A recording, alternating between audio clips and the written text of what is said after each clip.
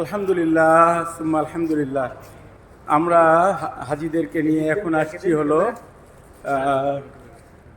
পুরুষ হাজিগুলোর সঙ্গে আসছে, মহিলা হাজিদেরকে বাইরে রেখে আসছি, ভিতরে ঢোকা নিষেধ। জান্নাতুল মুআল্লায়, এটা জান্নাতুল মুআল্লা, এখানে হাজার হাজার সাহাবী শুয়ে আছেন। আর এই যে সামনে যেটা দেখতেছি, এখানে খাদিজা রাদিয়াল্লাহু তাআলা আনহা শুয়ে আছেন, যেখানে এই যে লোকেরা দোয়া করতেছে। ইনশাআল্লাহ আল্লাহ রসুল সাল্লাল্লাহু আলাইহি ওয়াসাল্লাম মদিনাতে হিজরতের আগেই খাদিজা রাদিয়াল্লাহু তাআলা আনহার ইন্তেকাল হয়ে যান, এবং যে কারণে খাদিজা রাদিয়াল্লাহু তাআলা আনহার কবর মক্কাতেই হয়।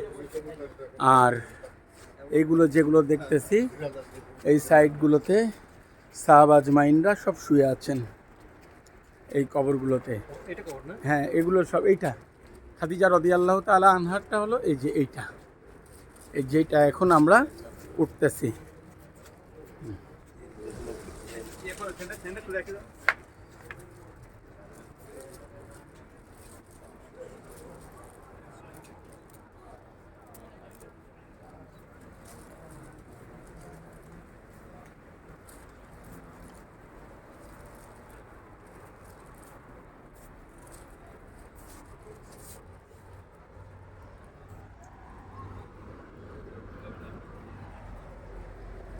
এটা মূলত সব পুরাপুরি আলাদাভাবে করা।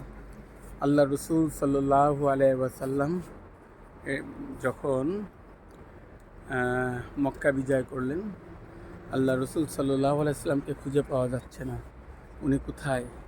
দুই সাহাবি, সব সাহাবা আজমাইনরা ওনাকে খুঁজতেছিলেন।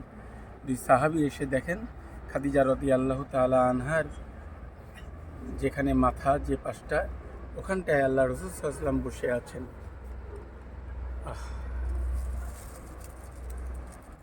হ্যাঁ ভাই, আমরা সবাই সূরা ফাতিহা পড়ি একবার, 3 বার কুল আল্লাহ পড়ি, আর কয়েকবার দুরূদ শরীফ পড়ি ইনশাআল্লাহ কবর জিয়ারতের উদ্দেশ্যে। ঠিক আছে না ভাই?